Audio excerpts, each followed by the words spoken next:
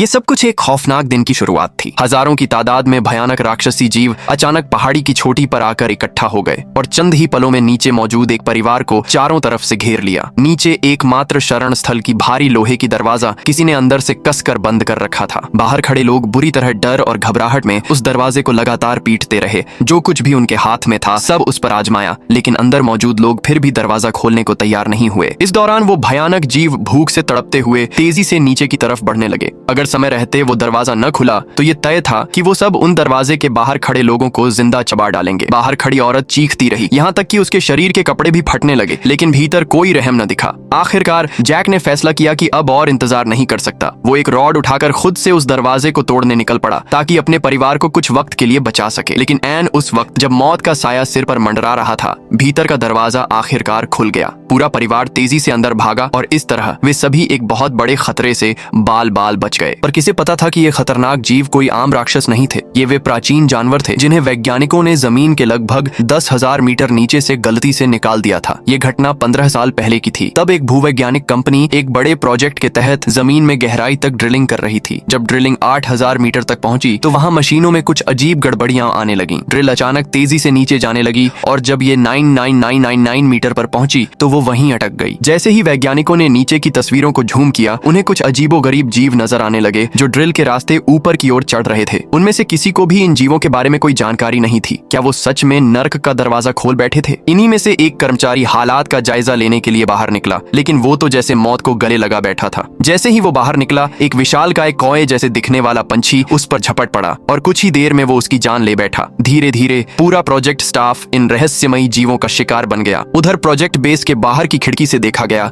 कि दर्जनों की संख्या में वो कौए जैसे दैत्य वहां मंडरा रहे थे। पूरा बेस उनकी गिरफ्त में आ चुका था और हैरानी की बात तो ये थी कि उस गहराई से अलग अलग किस्म के राक्षसी जीव लगातार बाहर निकल रहे थे। सभी जीव तेजी से उड़ते हुए दुनिया भर की ओर निकल पड़े। पल भर में ही उन्होंने दुनिया के बड़े शहरों को घेर लिया और सब ओर तबाही का मंजर छा गया। ये राक्षस न सिर्फ उड़ सकते थे बल्कि जमीन पर भी तेजी से दौड़ सकते थे। वे इंसानों पर झपटते, उन्हें नोचते, काटते और शहरों की ऊंची ऊंची इमारतों को पलक झपकते ही गिरा देते। ये एक वैश्विक स्तर की तबाही थी, ऐसी जैसी इतिहास में पहले कभी नहीं देखी गई थी। दुनिया के बड़े बड़े देश तुरंत हरकत में आए, फाइटर प्लेन्स उड़ाए, गोले और मिसाइलें दागी गईं, लेकिन इन राक्षसों पर किसी चीज का असर नहीं हुआ। कुछ ही घंटों में आधी दुनिया तबाह हो चुकी थी। इसके बाद इंसानियत की आखिरी उम्मीद के तौर पर विमान वाहक पोत, एयरक्राफ्ट कैरियर्स, न्यूक्लियर हथियार सब मैदान में उतार दिए गए। लेकिन फिर भी इन राक्षसों की संख्या इतनी ज्यादा थी कि उन्हें मार पाना नामुमकिन था। शहर खंडहर बन चुके थे, करोड़ों लोग मारे जा चुके थे। सबको यही लगने लगा कि अब ये दुनिया खत्म होने वाली है। लेकिन तभी कुछ अजीब हुआ। ये सारे राक्षस जो एक दिन पहले तबाही मचा रहे थे, अचानक शांत हो गए और वापस जमीन के अंदर लौट गए। ऐसा लगा जैसे वो कभी आए ही नहीं थे। न तो कोई सुराग, न कोई हलचल, सब कुछ शांत। इस घटना के बाद इंसान ये समझ नहीं पाया कि आखिर इन राक्षसों ने सिर्फ एक दिन के लिए हमला क्यों किया। कुछ विशेषज्ञों का मानना है कि ये सब पूर्ण सूर्य ग्रहण, सोलर इक्लिप्स की वजह से हुआ था, जिससे नरक का दरवाजा अस्थायी रूप से खुल गया था। लेकिन अजीब बात ये थी कि पहले भी ग्रहण हुए थे पर तब ऐसा कुछ नहीं हुआ। इस घटना को दुनिया ने क्लियरेंस डे नाम दे दिया। वो दिन जब इंसानियत को अपने गुनाहों की कीमत चुकानी पड़ी। उस गहराई में हुए ड्रिलिंग वाले छेद को अब नरक का द्वार कहा जाने लगा और वहां एक बड़ी सैन्य छावनी बना दी गई ताकि भविष्य में कोई खतरा ना हो। दुनिया धीरे धीरे फिर से बसने लगी। हर देश ने अपने इलाकों में सैन्य अड्डे बनाए और हर गहरी खाई और दरार को सील कर दिया गया। लोग डर में जी रहे थे। लेकिन जैसे तैसे 15 साल बीत गए। अब वही भयानक दिन फिर से नजदीक आ रहा था। एक और सूर्य ग्रहण की भविष्यवाणी की गई थी और दुनिया के अलग अलग हिस्सों से डरावनी घटनाओं की खबरें आने लगीं। सैन्य अड्डों पर भूकंप के झटके महसूस हुए। मेक्सिको की खाड़ी में अचानक हजारों समुद्री जीव मारे गए और ये सब संकेत थे कि एक और क्लियरेंस डे अब करीब था। जैक की पूर्व पत्नी का फोन आया। उसने उसे कहा कि बेटे को लेकर फौरन सुरक्षित जगह पर चले जाओ, वो एक बंकर में छुपने जा रही है। जैक जब बेटे को ये बताने गया तो देखा कि वो तो घर पर है ही नहीं। दरअसल बेटा अपनी गर्लफ्रेंड के साथ पार्क में बैठा आसमान निहार रहा था। लड़की उसे बता रही थी कि अगर कल राक्षस आ गए तो क्या होगा। वो नहीं चाहती थी कि उसकी मौत इतनी जल्दी हो। और तभी उनकी बात पूरी भी नहीं हुई थी कि अचानक आसमान में सैकड़ों विशाल परिंदे आ धमके। लोगों में अफरा तफरी मच गई। सभी बेतहाशा जान बचाकर शहर से भागने लगे क्योंकि सबको अब मालूम हो चुका था कि ये दूसरी तबाही की शुरुआत है। हाईवे का रास्ता कुछ ही पलों में पूरी तरह जाम हो गया था। हर तरफ गाड़ियां ठसाठस भरी हुई थीं। इस अफरा तफरी के बीच जैक अपने बेटे की तलाश कर रहा था। उसने ऊपर आसमान की तरफ देखा और महसूस किया कि खतरा अब बहुत पास आ चुका है। आसमान में उड़ती हुई इन विशालकाय पक्षियों की संख्या अचानक बहुत ज्यादा हो गई थी और उनका व्यवहार साफ तौर पर असामान्य था। इसी बीच जैक को अपनी पूर्व पत्नी का भेजा हुआ लोकेशन मिला। वो फौरन बेटे की ओर दौड़ पड़ा। दूसरी तरफ जैक की पूर्व पत्नी और उसका नया बॉयफ्रेंड भी अपने स्तर पर उनके बेटे को लेने के लिए निकल चुके थे। उनके पास सरकार की ओर से एक आधिकारिक शरण स्थल का रिजर्वेशन था, लेकिन आम जनता के लिए ऐसी कोई सुविधा नहीं थी। बाकी सबको अपनी जान खुद ही बचानी थी। हालांकि अभी तक सूर्य ग्रहण शुरू नहीं हुआ था, लेकिन उसी वक्त एक नरक से निकली हुई राक्षसी श्वान हेलहाउंड ने चुपचाप इंसानी बेस पर हमला बोल दिया। इस शैतानी कुत्ते की पीठ पर खतरनाक कांटे उगे हुए थे और एक बदकिस्मत सैनिक को उसने कोने में दबोच कर खा लिया। बाकी सैनिकों ने गोलियों की बौछार की, लेकिन इंसानी हथियार उस पर कोई असर नहीं कर पा रहे थे, बल्कि उल्टा वो राक्षसी जानवर और ज्यादा उत्तेजित हो गया। जैसे जैसे यह सब हो रहा था, जंगलों और पहाड़ों में जानवरों की एक बार फिर भारी पलायन शुरू हो चुकी थी। बिल्कुल वैसा ही जैसा 15 साल पहले हुआ था, जब पहली बार राक्षसी सेना प्रकट हुई थी। उधर शहर के खुले मैदान में जैक ने आखिरकार अपने बेटे को ढूंढ लिया। पिता पुत्र एक दूसरे से लिपट गए। तभी चेतावनी सायरन बज उठा। जैक ने देर किए बिना बेटे और उसकी गर्लफ्रेंड को लेकर दौड़ लगाई और इस दौड़ में रास्ते में उसकी एक्स वाइफ और उसका बॉयफ्रेंड भी मिल गए। पांचों मिलकर सरकारी शरण स्थल की तरफ भागे, लेकिन बहुत से लोग अब भी भागने में नाकाम थे। कुछ लोग बेहद अजीब गरीब कपड़ों में नजर आ रहे थे, जैसे वो इन राक्षसों की पूजा करते हों या फिर मौत को गले लगाने को तैयार बैठे हों। जल्द ही जैक और उसका परिवार शरण स्थल के पास पहुंचा, बट वहां का दृश्य देख सबके होश उड़ गए। जगह पहले ही भर चुकी थी। अब सिर्फ महिलाओं और बच्चों को ही अंदर लिया जा रहा था। पुरुषों के लिए कोई जगह नहीं बची थी। परिवार में बहस छिड़ गई। कोई किसी को छोड़ने को तैयार नहीं था। जब तक वो निश्चय कर पाते, तब तक शरण स्थल के गेट बंद कर दिए गए। अब चाहकर भी वो अंदर नहीं जा सकते थे। मजबूरी में पांचों ने कार में बैठकर वहां से निकलने का फैसला किया। जैक के एक दोस्त की सलाह पर वो अब एक स्कूल के अंडरग्राउंड बेसमेंट में छिपने की योजना बना रहे थे, लेकिन रास्ते में भारी ट्रैफिक में फिर से फंस गए। तभी जमीन कांपने लगी और आसमान में सूर्य ग्रहण की शुरुआत हो चुकी थी। ठीक उसी पल जमीन के नीचे से राक्षसी सेना पहले से कहीं ज्यादा ताकत के साथ बाहर निकलने लगी। हजारों की संख्या में उड़ने वाले राक्षसी पक्षी और भयानक 4 पैर वाले रेंगने वाले जीव जैसे किसी घड़ी से बंधे हों, अचानक जमीन फाड़कर बाहर आने लगे। दृश्य इतना भयानक था कि रूह तक कांप उठे। अब स्कूल जाना बेकार हो चुका था, इसलिए जैक ने फैसला किया कि वो सबको लेकर अपने अंकल के फार्म हाउस जाएंगे, जो एक खुद का शरण स्थल बनाकर रखा हुआ था। जैक खुद कार चलाना चाहता था क्योंकि उसे रास्ता अच्छे से पता था, लेकिन उसकी एक्स वाइफ का बॉयफ्रेंड अपनी गाड़ी किसी और के हाथ में देने को तैयार नहीं था। तभी आसमान से एक विशालकाय पक्षी राक्षस सीधे नीचे उतरा और जैक की एक्स वाइफ के बॉयफ्रेंड को एक चूजे की तरह पकड़कर उड़ गया। अब ये परिवार किसी बहस के मूड में नहीं था। जैक ने फौरन ड्राइविंग सीट संभाली और गाड़ी को फुल स्पीड में शहर से बाहर निकाल दिया। लेकिन सड़कों पर हर तरफ जाम था, तो जैक ने नदी के किनारे की पगडंडी से गाड़ी दौड़ाई। लेकिन तभी पीछा कर रहा एक राक्षसी पक्षी अचानक रुक गया, मानो उसे पहले से पता हो कि आगे कहीं कुछ और इंतजार कर रहा है। अब पूरी दुनिया जैसे नरक का रूप ले चुकी थी। न किसी को ये पता था कि ये राक्षस कहां से आए हैं, न ही ये कि उन्हें क्या चाहिए। बस एक बात सब कह रहे थे, शायद ये ईश्वर का इंसानियत पर अंतिम न्याय है। इसी दौरान सूर्य ग्रहण शुरू हो चुका था। अनगिनत भयानक राक्षसी जीव जमीन के नीचे से निकलकर एक बार फिर तबाही मचाने लगे थे। ये जीव बादलों की तरह आसमान को ढकते हुए शहर की तरफ बढ़े और चारों ओर आतंक फैलाने लगे। कुछ ही पलों में पूरी मानवता फिर से दहशत के साए में आ गई। कुछ समय बाद जैक की गाड़ी का फ्यूल लगभग खत्म होने वाला था, लेकिन तभी उसने अचानक गाड़ी रोक दी। उसने देखा कि सामने का रास्ता कई गाड़ियों से पूरी तरह ब्लॉक हो चुका था। शायद वहां हमला हुआ था। उसने अपने परिवार को कार के अंदर ही छिपे रहने को कहा और खुद अकेले धीरे धीरे सामने खड़ी एक कार की ओर बढ़ा। लेकिन जैसे ही वो कार के पास पहुंचा, उसके होश उड़ गए। कार के अंदर का मालिक एक भयानक राक्षस के हमले में बुरी तरह मारा जा चुका था। उसका शरीर खून और मांस के लोथड़ों में बदल चुका था। जैक ने तुरंत दूसरी कार ढूंढनी शुरू की और जैसे ही उसे एक खाली गाड़ी दिखी, वो उसमें घुसकर ड्राइविंग सीट पर बैठ गया।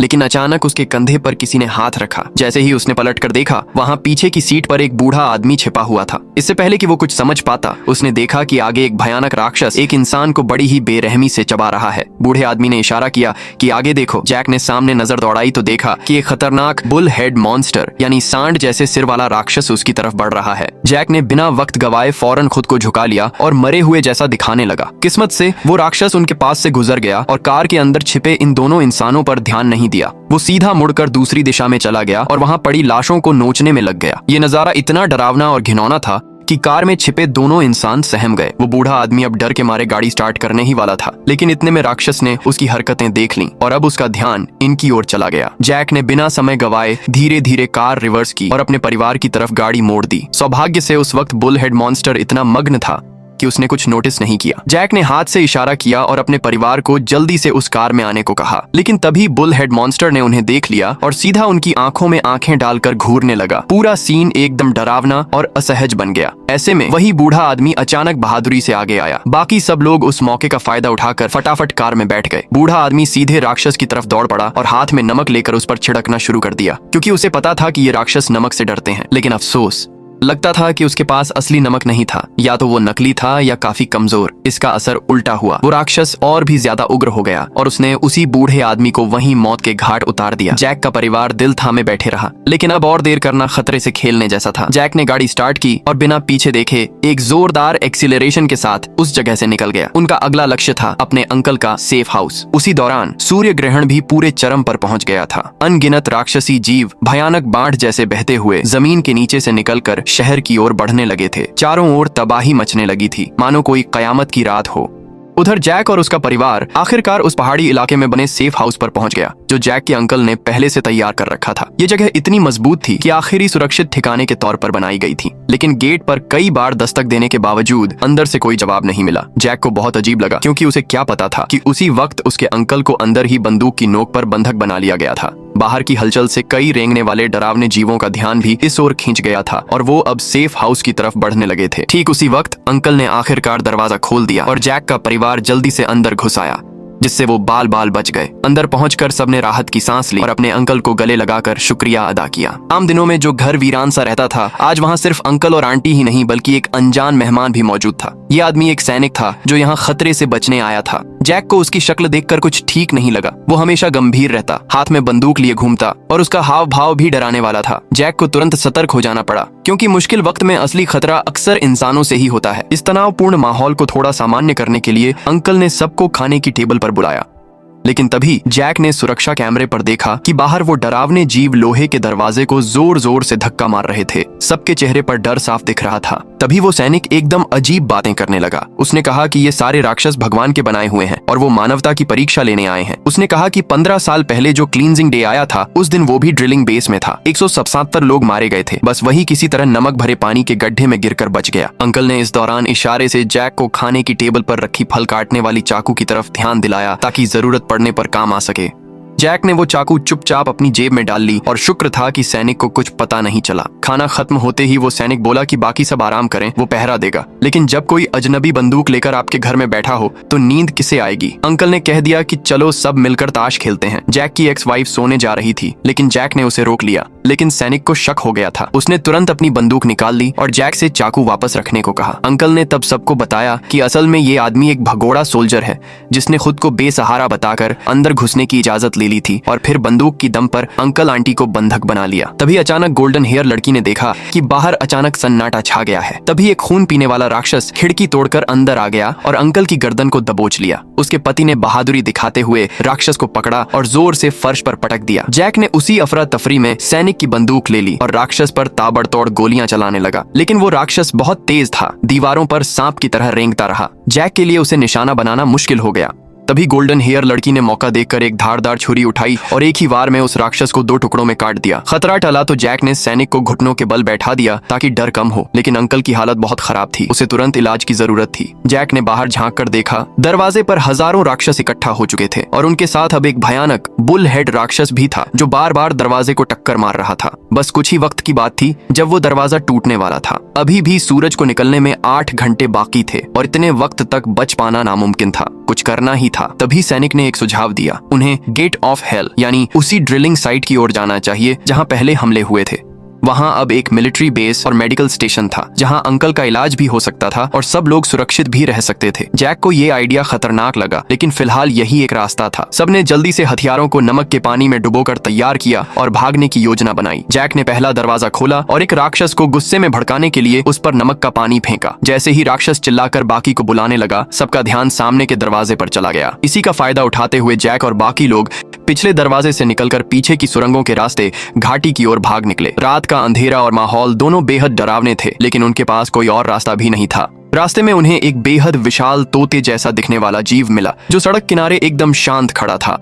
मानो सो रहा हो। गोल्डन हेयर वाली लड़की ने उसे देखकर हाथ बढ़ाया ही था कि अचानक जमीन से एक अजीब सी होंग शो राक्षसी लपकने वाली बेल बाहर निकली और उसके टखने को कसकर पकड़ लिया। वो उसे जमीन के भीतर खींचने वाली थी, लेकिन बाकी लोग तुरंत हरकत में आ गए। जैक ने झटपट उसे जोर से खींच लिया और उसी वक्त उसके पति ने उस राक्षसी होंग शो को तोड़ दिया। तभी जाकर वह लड़की बच पाई। रास्ता बहुत ही ज्यादा खतरनाक हो चुका था। अब किसी के पास रुकने का समय नहीं था, इसलिए सबने तय किया कि अब सीधे भागकर लक्ष्य तक पहुंचना है। जैक ने अब भागने वाले उस आदमी को भी खोल दिया ताकि वो उनकी स्पीड में रुकावट न बने। पर किसी को नहीं पता था कि उसी आदमी को पहले ही एक राक्षस ने काट लिया था और उसने ये बात किसी को नहीं बताई। सुबह तक वो सब शहर के बाहरी इलाकों तक पहुंच चुके थे। रास्ते में जो नजारे दिखे वो सबने बिना कोई हैरानी के देखे बस तेजी से सफर जारी रखा। कुछ दूर आगे बढ़ने के बाद उन्हें वो गाड़ी दिखी जो उस भागने वाले आदमी की थी, लेकिन उनकी किस्मत फिर से उन्हें एक बड़े खतरे की तरफ ले जा रही थी। जैसे ही सब लोग गाड़ी में बैठे, पीछे से हजारों की संख्या में राक्षस उनके पीछे भागते हुए आ गए। तभी पहले से घायल और बीमार होती जा रही जैक की चाची को अचानक कुछ महसूस हुआ। उसकी आंखों की पुतलियां अब सामान्य नहीं थीं और वो अचानक अपने पति की बंदूक छीनकर गाड़ी से नीचे कूद गई। सब समझ गए कि वो अब संक्रमित हो चुकी थी। उसकी आंखों में अब इंसानी नहीं, राक्षसी चमक थी। उसके पति ने देखा कि वो अभी तक अपने होश में है और खुद को मारने से बचना चाहती है, तो उसने जल्दी से उससे बंदूक वापस ले ली। लेकिन चाची ने साफ कहा कि वो बाकी सबको खतरे में नहीं डाल सकती। उसने जिद कर ली कि अब वो अकेले ही इन राक्षसों का सामना करेगी। उसने खुद को संभालते हुए आखिरी ताकत इकट्ठा की और सामने से आते राक्षसों की भीड़ की ओर अकेले बढ़ गई ताकि बाकी लोग भाग सकें। कुछ ही पलों में राक्षसों की भीड़ उस पर टूट पड़ी और वो पल भर में उनके बीच खो गई। चाचा के सामने जब ये सब हुआ तो वो अंदर से पूरी तरह टूट गए, लेकिन वक्त बहुत कम था। जैक और बाकी सब ने कार स्टार्ट की और पूरी ताकत से वहां से भाग निकले। चारों तरफ चारपाए राक्षस अब इंसानों की दुनिया पर पूरी तरह हावी हो चुके थे। जैक और उसके परिवार के लोग अब उस सैन्य बेस की ओर जा रहे थे जिसका जिक्र उस भागने वाले आदमी ने किया था। लेकिन वहां पहुंचने पर उन्होंने पाया कि बेस का गेट खुला हुआ था और अंदर कोई भी दिखाई नहीं दे रहा था। वो सब धीरे धीरे अंदर घुसे और पूरा बेस असामान्य रूप से शांत था। कुछ देर बाद उन्हें पता चला कि अलार्म बज चुका था और ये पूरा बेस पहले ही राक्षसों द्वारा तबाह किया जा चुका था। अब चाचा की हालत और भी ज्यादा बिगड़ चुकी थी, इसलिए सबने तय किया कि उन्हें अलग अलग होकर काम करना होगा। जैक की एक्स वाइफ बच्चों को लेकर मेडिकल सप्लाई स्टोर की तरफ गई ताकि चाचा का इलाज हो सके और जैक उस भागने वाले आदमी के साथ बेस की पावर सप्लाई ठीक करने चला गया। रास्ते में भागने वाले आदमी ने जैक को बताया कि नरक का दरवाजा असल में वही पुराना खुदाई वाला गड्ढा था। वहां सालों से नमक के पानी से उसे ढकने की कोशिश की जा रही थी ताकि राक्षस बाहर न आ सके। देश भर से टन के हिसाब से नमक मंगवाया गया था, लेकिन गड्ढा इतना गहरा था कि उसे कभी पूरी तरह बंद ही नहीं किया जा सका और तभी राक्षस दोबारा बाहर निकल आए। बिजली की मरम्मत में जैक को ज्यादा दिक्कत नहीं हुई, लेकिन जैसे ही बिजली चालू हुई स्क्रीन पर उन्हें दिखाई दिया कि सभी बेस कर्मचारी अभी अभी मारे गए थे और उनके शव अभी भी गर्म थे। इसका मतलब था कि कुछ राक्षस अभी भी बेस के अंदर घूम रहे हैं। दोनों डर के मारे तुरंत भाग खड़े हुए और परिवार से दोबारा मिल गए। अब सब मिलकर एक सुरक्षित अंडरग्राउंड स्टोरेज रूम में जाने लगे जो कि पूरी तरह ब्लास्ट प्रूफ था। लेकिन तभी वहां एक राक्षस तैनात मिला जिसने उन पर हमला कर दिया। जैक ने पहले तो बंदूक से हमला किया, लेकिन कोई असर नहीं हुआ। फिर भागने वाला आदमी आगे आया और उसने नमक के पानी वाली गोलियां चला दी। कुछ ही फायर में वो राक्षस चिपचिपा मांस का ढेर बन गया। लेकिन इसी बीच जमीन के नीचे से दहाड़ों की आवाज आने लगी और पाइपलाइन से और भी राक्षस ऊपर की तरफ चढ़ने लगे। इतने में भागने वाला आदमी घबरा गया और खुद को स्टोरेज रूम में बंद कर लिया, बाकी सबको वहीं छोड़कर। जैक बहुत गुस्से में था, लेकिन अब उसे बाकी सबकी सुरक्षा पहले देखनी थी। उन्होंने जल्दी से सबको लेकर एक सीक्रेट रूम में छुपा दिया। तभी जैक की नजर एक पाइपलाइन पर पड़ी जहां नमक की परत जमी थी। इसका मतलब था कि नमक वाला सिस्टम अब काम नहीं कर रहा था, शायद पाइपलाइन ब्लॉक हो चुकी थी। अब जैक के पास बस एक ही रास्ता था, उसे मैन्युअली कंट्रोल रूम में जाकर फिर से नमक वाले सिस्टम को चालू करना था। जाने से पहले उसने अपने परिवार को चाचा की देखरेख में सौंपा और फिर खुद वेंटिलेशन पाइप से घुस गया। लेकिन जैसे ही जैक अंदर गया, एक भयानक राक्षस ने बाहर का दरवाजा तोड़ दिया।